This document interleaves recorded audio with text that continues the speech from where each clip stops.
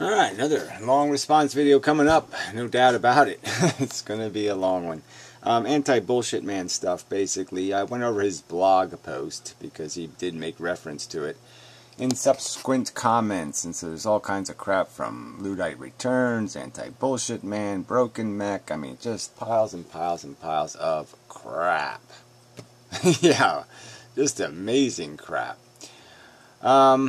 So let's see where to start here. I don't even know where. I've got this stuff threaded, but I don't know where his crap starts here also. And then there's comments, so I guess I'll read those down.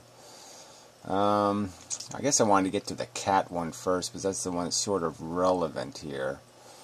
So, you know, he complains about nihilism, which is important, because he's basically a defender of nihilism. I guess he's a nihilist. Which, you know, it's okay. I personally just see no logic in that philosophy whatsoever. I don't see, it doesn't make any sense whatsoever not to concede that, yes, our consciousness is created by matter in an arrangement. And the fact that it creates this illusion, this model of the world that's inside of our consciousness, that includes this creation of sensation. Yes, it's created by blocks being in a certain order. DNA molecule having certain amino acids in a certain construction will create a disposition capable of creating this theater of consciousness. And the fact that the theater doesn't exist in any material place, it exists as a consequence of a material arrangement, doesn't negate its factuality, its actuality. We see it, we experience it. It would be just nonsensical not to concede its material correlates. When I said the words material correlates, there was material correlates inside of my brain, alright, that manufactured that combination of words. The statement material correlates has material correlates in my brain, and that produced it through this interaction of chemistry and electricity. But the fact is that I felt it in my brain. I feel what I think and feel. It happens inside of my consciousness, and it's just a fact. And the fact that those sensations, that experiencing, has this qualitative smell to it, this senseness of it, this qualia crap, and that qualia comes with a quality component of high quality versus low quality sensation, positive, quote unquote, negative and less negative correlates. Yeah, to nihilists deny that reality. They say it is nothing more than me saying I like the color blue, and that's a definition of value now. I've established it that blue means something to me, and that's somehow supposed to mean something. And if everybody agrees that blue really kicks ass, then somehow blue really does kick ass. And it's arbitrary, erroneous, illogical, unfounded in any kind of rational or logical correlate. The only correlate it has is psychological crap. And so that can be identified and recognized. There's no point in talking about ethics or morality or value in the context of a conversation about erroneous psychological gibberish, noise, nonsense. It has to have a logical, rational, reasonable correlate, or it's crap. And what I'm saying is it's perfectly reasonable to understand our consciousness as a material phenomenon that takes place in an immaterial plane, a theater created in our imagination, so to speak, that has a substance, a gravity weight. Again, my brain put those two words together. Gravity weight. So it has a weight, a weight of significance and importance. That is one of its properties. The property of sensation is value. It produces value by existing as a phenomenon. When the machine is on, there's something happening here, and it's significant. And that's a perfectly reasonable statement. It's unchallengeable, in my opinion, logically or sensibly, and it's a solid foundation for an understanding of value. That's my premise. Alright, so his real argument is that somehow nihilists, because they see life as futile, are somehow relevant to the subject of antinatalism. That somehow they come up with an ought. People ought not. Based on the fact that there's no function. No purpose. Not based on the fact that there's a downside negative risk of established certainty, but just some ambiguous, I personally don't like blue, so I'd rather not you make any more blue things. And if we all agree that blue sucks, then we can all say, let's get rid of blue. And it should be some kind of subjective, erroneous brain fart that decides what color we eradicate. So it doesn't have any foundation. There's no kernel of value being respected. It's just some agreement to hate on life. Okay? So, and they call that antinatalism. If all you're doing is hating on life because of some subjective prejudice, some subjective, I don't like fat pregnant women, babies are smelly, babies are expensive. If these are your reasons to be an antinatalist, then yeah, I'm saying they're bullshit reasons. I don't think anywhere near close to being good for the cause. If I was a religion and there was people who were in my church merely because it was social networking, yeah, I would find that sort of offensive, disgusting. That, you know, here I am doing this thing because I believe in this purpose of this God's creation, and all you're doing is playing us because it's good business opportunities? Fuck you. Anyway, thanks for the laugh, genuine, laughed out loud, rare. I'm curious why you haven't humanely put down Santino yet. Okay, so, I've made this point before. The actual fact is, honest truth, polygraph test, the whole thing, I would have put Santino down. He'd be dead right now. But it's like other people know Santino, and they make me feel obligated, okay, to keep him around because they love the cat. And they don't want the cat to not be here. And they would not like me. I can read you PMs I've gotten from people who are sending me now hate PMs because I actually pointed out that I have put animals down before. That I have in my best effort to humanely kill them. I've participated in animals being shot or put down because they were substantially broken. And people have ridiculed me for this. Like, how dare I not try to save them? How dare I not give them chemotherapy? Or how dare I compromise their will to live? You know, this kind of argument. So obviously, that's my psychological problem. So in this argument, this is the whole problem. I've said this before to you jackasses, but you don't hear the shit that's important, like the trolls that you sort of related to. We're playing two roles here. We're a subjective ape, okay, that's doing this objective intellect. We have these two mechanisms that are functioning, and our brain is right in between the periphery of these two forces. On one side is the ape pulling at our brain, wanting our brain as a scheming tool, and on the other side is pure intellectual reasoning that's trying to gain hold of our consciousness. And, the ape is pulling and saying, no, the feeling thing wants control of this scheming weapon. And the intellect is saying, no, it must be pure, it must be logical, it must be cleansed of your personal desire and your personal ambition. I will not have my brain used as a hammer. That kind of indignity that the intellect has for this obnoxious emotional animal that is the vessel the brain is surviving in, is a parasite on. So yes, I am going to be subject to psychological problems, psychological barriers to doing the right thing. Sometimes the right thing, you just can't do it psychologically. You could know that it's the right thing to do to stick a fork in Hitler's mother's eye. I've even talked about that kind of scenario.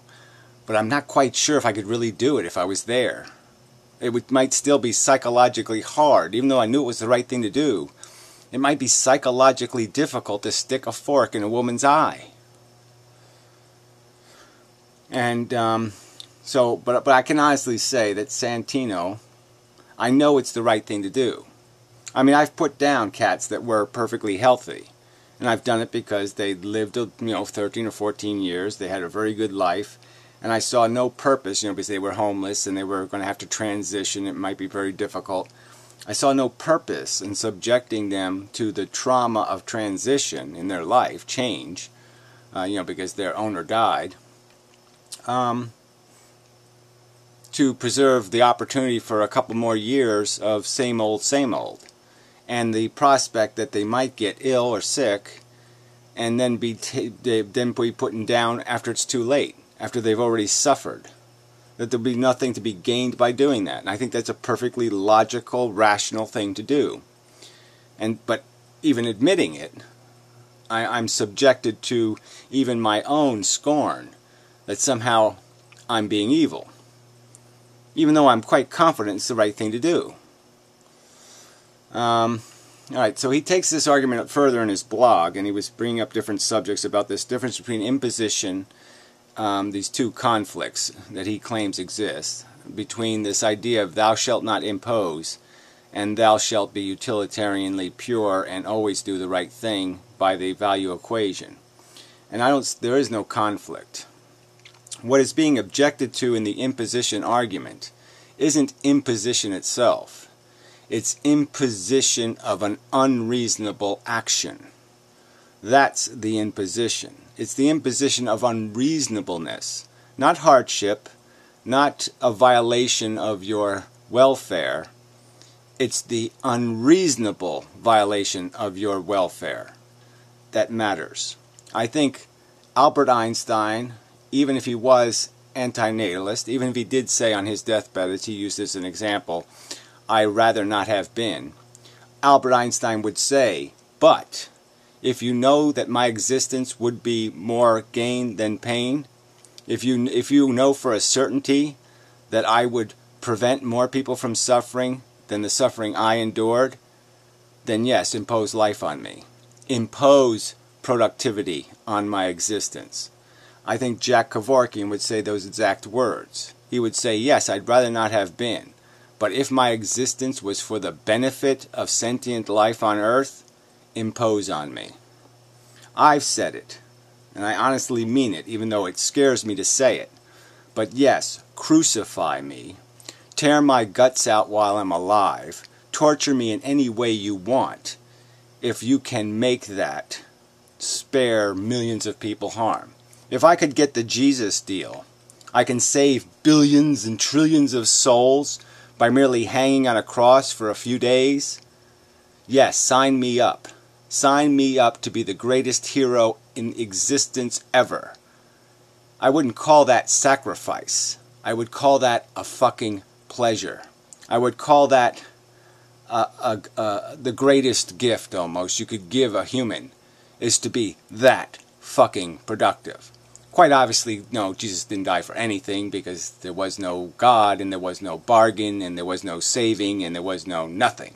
He didn't undo anything, he didn't fix anything, so yeah, it was a waste of time hanging on the cross.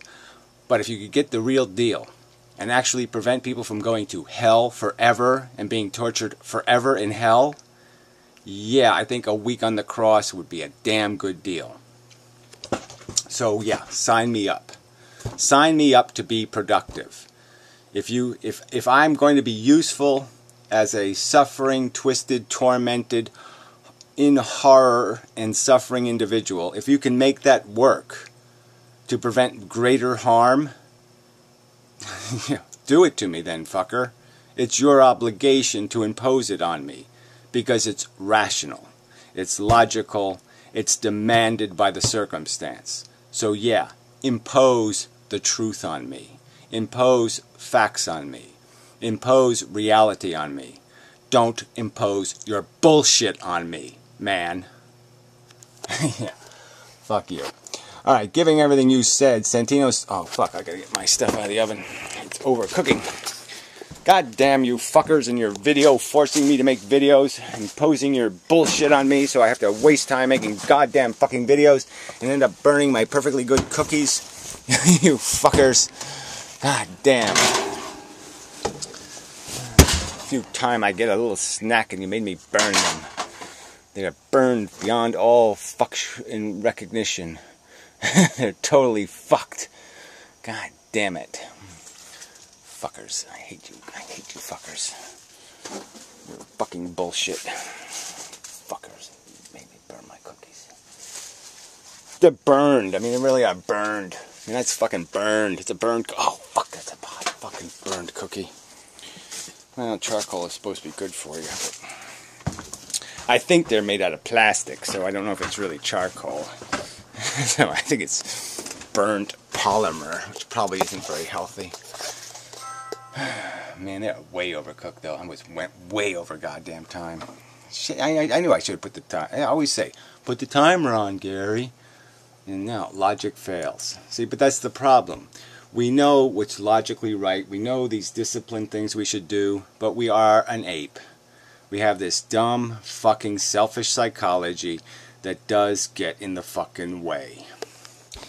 And I've never said anything otherwise. I've never been inconsistent. And I think you're just a little weasel sack of shit to imply inconsistency or duplicity. So fuck you for that too.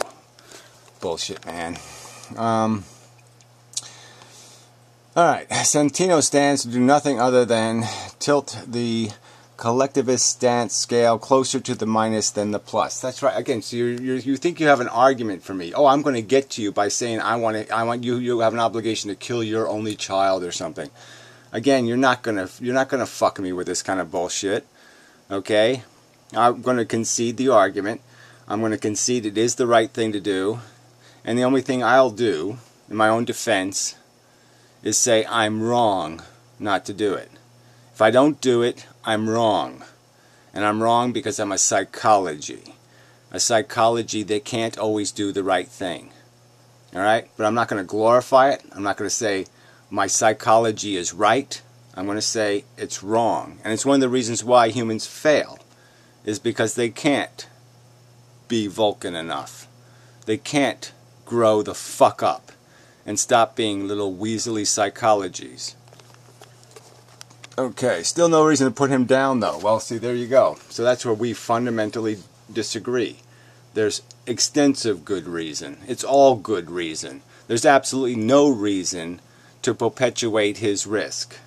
So you're wrong entirely. You obviously don't understand the principle.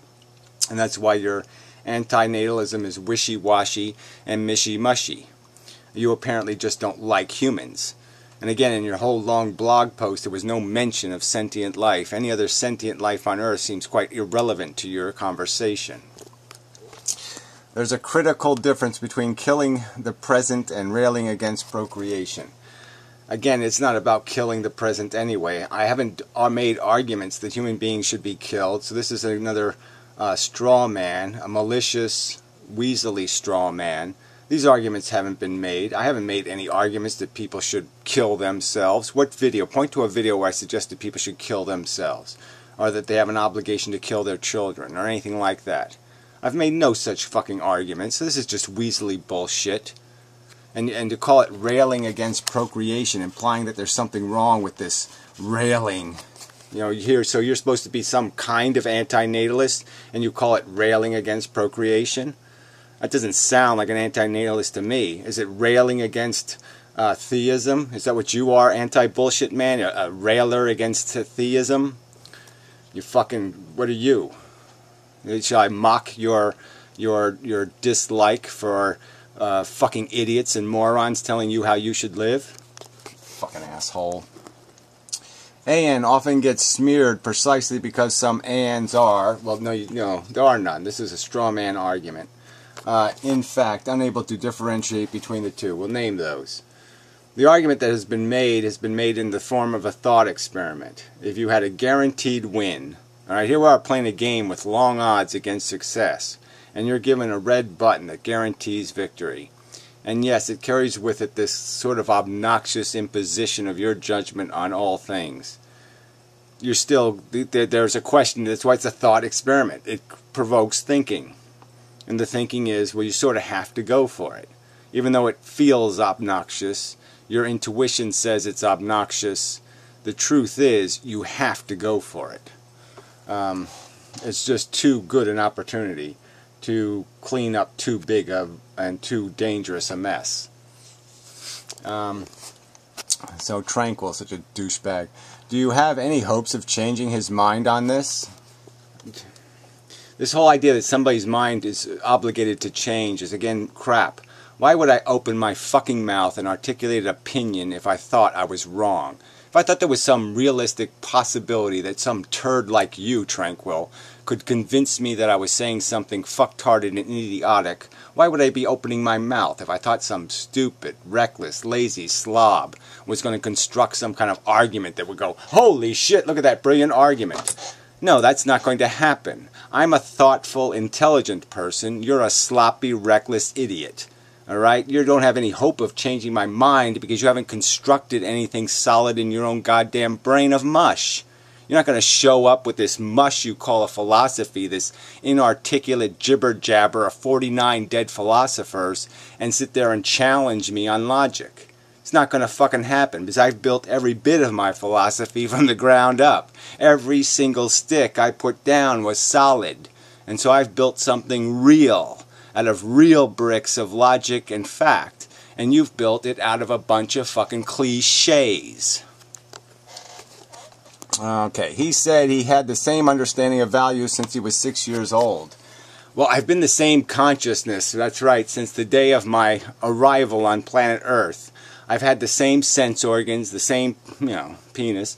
The same stuff has been going on. Yes, it developed and it grew a little, but basically the dynamic was the same. Food goes in, thoughts fly around, sounds, it's the same mechanism. So why shouldn't my understanding of something like pain be fundamentally the same when I was 7 years old as it is now that I'm not 7 years old? Asshole. Which is pretty telling. Yeah, what it tells is that I'm absolutely solid in terms of being something called consistent and reliable. Where fucktards like you every 6 months are blowing in a new wind. And then celebrating that wind and saying, this is the wind. I've got the right wind this time. Fuck you. Okay? You're just random floaters. Okay? Puffing around in arbitrary directions. So, fuck you. You're the failure. You're the telling failure. That's the way not to do things efficiently. So, I've got you so beat by that standard. You know him better than me, though. He has never changed his mind on anything since he started on YouTube. Question mark. Why would I change my fucking mind? Why would I open my mouth if I was wrong? I open my mouth because I'm absolutely sure I'm fucking right. And if I'm not sure, then I put draft in the title or something. And I'll speculate about physics or some other subject. But the other shit, I'm not saying it unless I know it's true. Unless I know it's a solid argument. Unless I know you have nothing but vapor, trade winds to blow at me. The winds of pop culture jibber-jabber. I haven't seen anything close to a progress on or a significant change in his views on any topic. Well, again, how can, if you build it right, why should it change? Again, why? Who's going to change it? Where's the authority? Where's the icon? Where's the Darth Vader with the powerful, more powerful, Jedi warrior tool or whatever? Where's the thing that you think is so much more credible than me? Right, that's right. One of your dead philosophers, people I can't cross-examine, people who have written complete idiotic mush as part of their tripe. Schopenhauer, for example, on women. From my perspective, any effort at a reasonable opposition is a waste of time because his views are firmly seated and dogmatically held to stay. So again, it's dogma. To believe in evolution is dogma. To believe in the mechanical universe is dogma. To believe there's no evidence of anything outside the realm of cause and effect is dogma. It's some sort of dictate, that God wrote on stones or something. It's not something rationally held, reasonably held, based on logic. No, somehow it's contrary to the evidence and just a dogmatic dictate from whatever. I read it in some bones I rolled on the ground. So you're just a lying twat, on top of being a fucking inconsistent, erratic, lunatic, shit for brains waste of space. You're just a lying turd, too, because there's not one fucking sentence of my fucking argument you could demonstrate to be dogma, you fucking piece of shit. Disgusting turds. So let's see what old BullshitMan had to say. Yeah, it's kind of strange that he wouldn't go on to rationalize why he doesn't kill his own cats after declaring that it's obvious the moral thing to do according to his flawless logic. Well, again, I have killed perfectly healthy cats. I have paid $75 to have perfectly healthy cats put to sleep in the past. And I've done it because I knew it was the right fucking thing to do. It was the right thing to do. It was the right thing to do, and I did the right thing. So, fuck you. Surely he understands we have attachments and preaching this simplistic. So here we go again. Simplistic. No, preaching this honest. Okay? It's not just simplistic, it's honest. Right? And the fact that the truth is completely disagreeable to our selfish ego, totally disagreeable to our goddamn vanity. And that's what it is. It's just totally disagreeable to our vanity. The fact that we are just feeling bags of shit, okay, basically controlled by a DNA molecule, is very unflattering. So yeah, we want to reject that truth. But it's a fucking truth. Truth. Truth. Okay, if you're going to say it's simplistic, then you explain how you need to complicate it, shithead. You tell me what added ingredients to consumption, reproduction, cannibalism, and addiction you're going to fucking add, retard. Let me hear it, shithead. Fucking asshole. Preaching this simplistic. Preaching. See, that's what he calls it, preaching. Well, what the fuck are you doing, you turd? Oh, this is Tranquil still. Never mind. I expect Tranquil to be an asshole. No sentience, no harm. I mean, he's responding to his own comment, apparently. I don't know. No sentience, no harm, and harm only thing of value. Okay, arrow. Imperative to remove, prevent harm. Yeah, duh. Okay, it's the abiosim. It's the. Sorry, I haven't only gotten 2 hours of sleep. It's the asymmetry just taken to its logical conclusion. Yes, it's a need mechanism. Don't create the need, then you don't have to resolve the need. Don't create the negative number, you don't have to create positive numbers to compensate for it. It's very simple. Ethics don't account for them and their consequences. Well, whatever. Says you fucking turd. Alright. Let's do some of this. This one has some Luddite in it, so we might as well do some of this. I think I've taken care of his blog. His blog was really this very long, I'll post a link to it, very long, kind of just inane-y, kind of drambling on about these distinctions between different kinds of nihilists, and, you know, this idea that somehow he wants to be a half nihilist, half relativist, half subjectivist, you know, I mean, it's just this blending of everything into some kind of mush, and you don't take any account for the reality of it. And again, there's no point in having an unprincipled philosophy, and you can't sit there and say, I'm a nihilist and now I'm going to complain about something. That's just idiotic. I mean, to complain based on your subjectivity, to say that apple pie is great, or to argue that the Boston Red Sox need to win the World Series, it would just be a childish waste of the human race's time to listen to anything you have to say. If you're just going to say it's only a subjective thing that's important to me personally, only I could derive it through my own personal subjective nonsense, it doesn't have anything to do with rationality or reason or fact. Well, if you're not going to base your argument on fact, why should I waste my time listening to it? Why would I listen to a non-fact-based argument about anything? It's a waste of fucking time. Shut the fuck up. I mean, really, just babble to the wind because you have nothing relevant to say. If you're not making a fact-based argument, you're not making an argument worth anyone listening to. Alright, do you really have to explain all this in a vid? Question mark.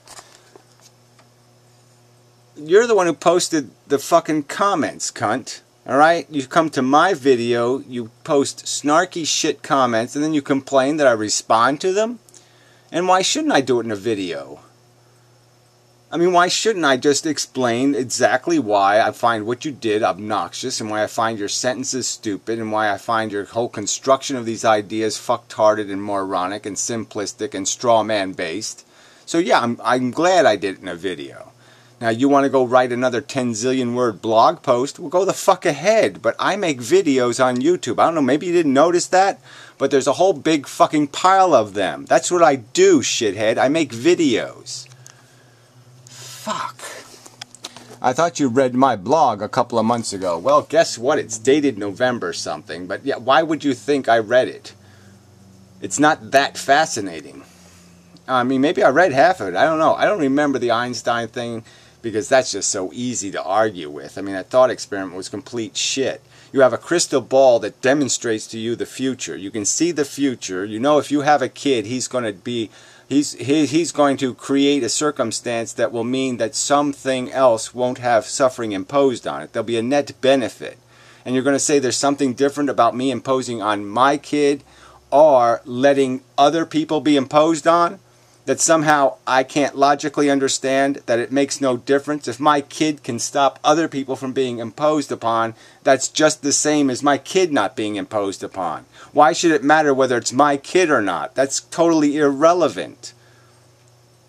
It would be, again, that would be just letting my psychology own me. And it would have nothing to do with imposing, because it would be just as much of an imposition. If I know for a certainty people are going to suffer unless I do something, well, then I have an obligation to do it. If the fucking economics say that it's going to work out for the best, it would be imposing the suffering if I don't stop the bullet, right? If there's a bullet heading for somebody's head and I can just stick up something of my own to stop the bullet, don't I have an obligation to prevent the harm if their harm is going to be greater than my harm? Fuck. I mean, I'm a guy who makes arguments about how people who jump on grenades are good people.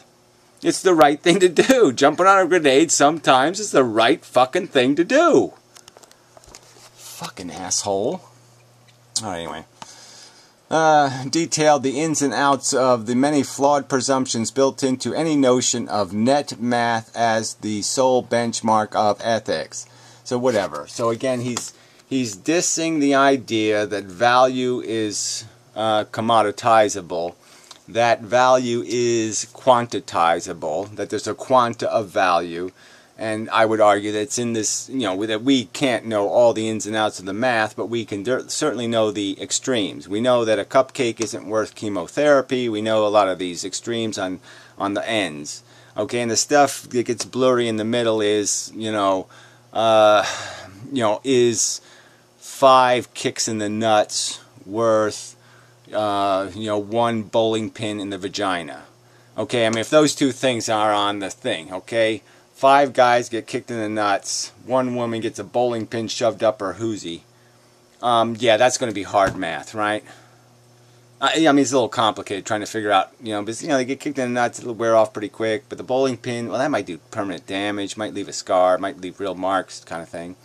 But, women do fart out those babies, and they're bigger than bowling pins, so, maybe it's doable. I'm just saying that gets to be really complex math. I'm not obligating people to figure out all that nuanced shit, to do all that borderline crap. I'm saying we know in principle what the commodities are here, and when you have some kind of exchange that's blurry and unresolvable, let it go. But most of the arguments we're making here aren't blurry and unresolvable. They're quite obvious. You have selfish asshole who's giving the idea of procreating as much thought as he gives the idea of ordering out pizza. Okay, that's how much thought he's given the subject. Now we know that falls into the complete fucktarded asshole category. There's no doubt about it. It goes into the asshole category. That is not a proper decision. It's not proper analyzing of the math or the values. It's fucktarded nonsense. It can be put in the fucktarded nonsense category. There's just no fucking doubt about it. So fuck you in this bullshit. I can't go over them in the YouTube comments because it'll take 100 plus comments to do so. Plus, I'm getting the crazy idea that you don't want me commenting at all. Well, I didn't know you were a nihilist, to tell you the truth. So, yeah, I have absolutely no use for nihilists. Okay, if you can't figure out that suffering matters, then you're too stupid for any time. But you kind of run away from it. You say, don't call me a value relativist. Don't call me a subjectivist unless you mean subjective in this way. And I plan on getting all philosophers to redefine subjectivity and all this. I can't play this game of trying to figure out what the fuck you believe in. But it does sound like you're defending nihilism as some sort of legitimate, rational way to discover the truth. And what I'm saying is nihilism is a rejection of the truth. Nihilism is nothing, is no better than Godism. Okay? You're just deflecting our responsibility to deal with the reality and take full responsibility for every fucking thing that happens, because it is all on us. We're the smartest goddamn asshole in the car. We can't just let nature drive it anymore. We're responsible for all of it, everything that happens, and we've got to make every effort to account for every dime being squandered here, because every dime has a migraine headache tied to it. And it's just bullshit not to accept responsibility for that truth. And in my opinion, nihilism is just evasion. A disgusting evasion. Plus, I'm getting okay. Blah, blah. Yeah, so yeah, I don't really care if you comment one way or the other. Right? Like I said, I have no use for a nihilist. If you're a nihilist at heart, you don't think there really is any harm. You don't think it matters how many animals suffer, or how much blood flies out of things' mouths and ears and whatnot, and all that kind of crap.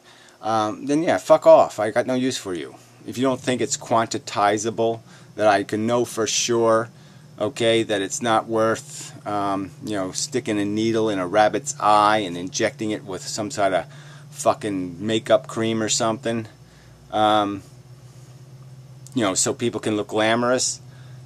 If you think that's not even a question worth asking, then yeah, move along. So I won't after today. Okay, well fine. I don't really. You don't make videos anymore. You have nothing relevant to say. You apparently are a bit of an elitist and an obnoxious one to boot. So I guess in a lot of ways we just don't have anything to say to each other anymore, right? I mean, there's no reason to have like the pretense of like friendship or respect, because you show me none. You use rhetoric that basically insults me. And so why should I care to preserve any sort of notion or pretense of mutual respect or anything else? So yeah, just kind of fuck off. It's fine with me. You wasted so much time spouting stale bullshit, man. Redecorations of my screen name. Yawn. Yeah, well, whatever. I didn't spend that much time doing it. But I mean, there is an irony to being called anti-bullshit man when you are straw man making bullshit man, when you are full of bullshit, when you're making accusations and arguments that I can take apart and dissect on the fly in video cold. It's thrown at me cold, and I can cook the shit you're throwing so easy and just shove it right up your ass. I mean, it just, you're throwing holy fucking wiffle balls and calling yourself a professional pitcher. Talking like you're owning the argument when you're not doing anything but wasting my fucking time, cunt, with lame, weak, idiotic arguments. Like somehow there's some notion of purity about this idea of imposing. Like somehow somebody's worried about imposing, forcing somebody to be productive. Like that's an imposition. He forced you to be vitally productive. Yeah, no, I'm sorry. That's not what offends us. What offends us is people forcing us to pointlessly and needlessly suffer. If we were suffering for a good cause, for a good purpose, none of us would be complaining about the imposition. That's the whole point of the nihilist part, right? It isn't just that life is pointless, it's that life is expensive. And we wouldn't mind paying the price if we were actually buying something of value. But you don't get that because you're an asshole. Alright, telephone. That gives me a good excuse to take a break because my ear is clogged anyway.